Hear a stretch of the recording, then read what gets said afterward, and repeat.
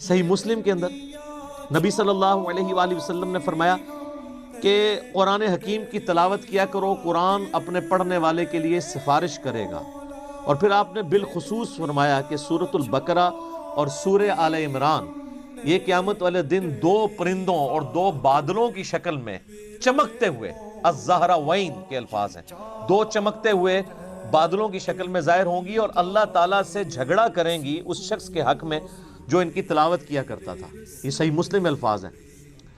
اور آپ علیہ السلام نے فرمایا کہ اپنے گھروں میں اس کی تلاوت کرو، جادوگر سورہ بقرہ کو نہیں پہنچ سکتے۔ اور صحیح مسلم شریف میں حدیث ہے کہ جس گھر میں سورہ البقرہ کی تلاوت کی جاتی ہے وہاں سے شیطان بھاگ جاتا ہے، شیاطین بھاگ جاتے ہیں۔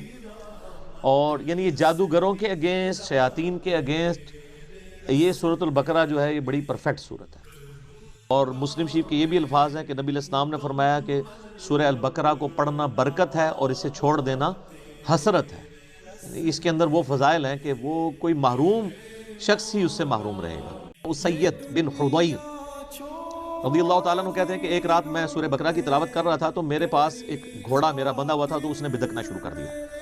تو میں نے تلاوت روک دی تو وہ بالکل سٹیبل ہو گیا۔ پھر میں نے تلاوت شروع کی، وہ بھی بدکنا شروع ہو گیا، حتیٰ کہ وہ کہتے ہیں میرا ایک چھوٹا سا بیٹا جو پاس ہی لیٹا ہوا تھا یحییٰ، مجھے خطرہ ہوا کہ یہ گھوڑا اس پہ نہ چڑھ دوڑے، اتنا بد کے میں نے پھر تلاوت روک دی۔ تو میں بڑا پریشان ہوا کہ یہ سورہ البقرہ کی تلاوت کرنے سے یہ اس طرح کے ایفیکٹ کیوں آ رہے ہیں؟ یہ صحیح مسلم میں بھی ہے، بخاری میں بھی حدیث ہے۔ تو کہتے ہیں میں نے بائی چانس ہی جب نگاہ اٹھا کے دیکھا تو مجھے اپنے اوپر ایک بہت بڑا بادل نظر آیا جس میں کئی ایک چراغ روشن تھے،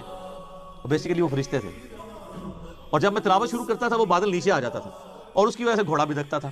تو صبح کے وقت میں نے نبی علیہ السلام سے جب یہ واقعہ بیان کیا تو آپ علیہ السلام نے فرمایا وہ فرشتے تھے جو تمہاری تلاوت سننے کے لیے آئے تھے، اور اگر تم یہ تلاوت جاری رکھتے تو وہ زمین پہ بھی اتر آتے اور عام لوگ بھی ان کو دیکھ لیتے۔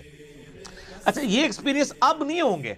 اس طرح کے ایکسپیرینسز نبی علیہ السلام کے ہمارے دور میں اس لیے ہوتے تھے کہ اللہ تعالیٰ ایک نئی امت کھڑی کر رہا تھا۔ صحیح بخاری میں حدیث ہے، عبداللہ ابن مسعود کہتے ہیں کہ ہم نے نبی علیہ السلام کے ساتھ اس حال میں کھانا کھایا ہے کہ ہم جب لقمہ توڑ کے منہ میں ڈالنے لگتے تو ہم اس کی تسبیح کی آواز بھی سنا کرتے تھے۔ آیت اعظم قرآن حکیم کی صحیح مسلم کی حدیث کے تحت آیت الکرسی، وہ بھی سورۃ البقرہ کا حصہ۔ پھر صحیح مسلم میں ایک حدیث ہے، حضرت جبرائیل علیہ السلام نبی علیہ السلام کے پاس بیٹھے ہوئے تھے تو اچانک آواز سنی، انہوں نے تو آسمان کی طرف سر اٹھایا تو کہا یا رسول اللہ صلی اللہ علیہ وآلہ وسلم، آج آسمان کا وہ دروازہ کھلا ہے جو آج سے پہلے نہیں کھلا، اور اس آسمان سے ایک فرشتہ نازل ہوا ہے جو یہ میرے پاس کھڑا ہے، آپ کو سلام عرض کر رہا ہے، اور یہ اللہ کی طرف سے خاص خبر لے کے آیا ہے۔ تو پھر اس نے بتایا کہ اللہ تعالیٰ کی طرف سے آپ کو دو نوروں کی بشارت ہو جو آپ سے پہلے کسی پیغمبر کو نہیں دیے گئے، نمبر 1 سورۃ الفاتحہ اور نمبر 2 سورۃ البقرہ کی آخری 2 آیات، آمن الرسول بما انزل الیہ من ربہ والمؤمنون۔ اور صحیح بخاری اور مسلم دونوں میں حدیث ہے کہ جو یہ رات کے وقت سورہ البقرہ کی آخری 2 آیات پڑھ لے گا تو اس میں جو کچھ اس نے اپنے رب سے مانگا ہے اس کو عطا کر دیا جائے۔ وہ تجدید ایمان ہے۔